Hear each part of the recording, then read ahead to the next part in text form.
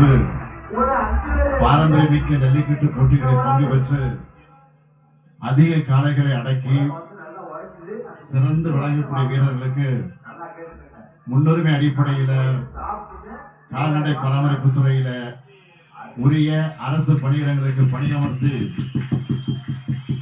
வழிவகை செய்யப்படும் என்பதை மகிழ்ச்சியோடு தெரிவிச்சுக்கிறேன். அடுத்த 2வது அறிவிப்பு, உலக புகழ்பெற்ற தமிழ்நாட்டின் ஜல்லிக்கட்டு காளைகளுக்கான அலங்காநல்லூரில் சிறந்த உயர்தர சிகிச்சை மற்றும் பயிற்சி மையம் 2 கோடி ரூபாய் செலவில் அமைக்கப்படும் என்பதையும் மகிழ்ச்சியோடு தெரிவிச்சிருக்கிறேன். இந்த 2 அறிவிப்பும் உங்களுக்கு மகிழ்ச்சி தானே? ரொம்ப மகிழ்ச்சி, ரொம்ப மகிழ்ச்சி. நீங்க தான் சொன்னீங்க.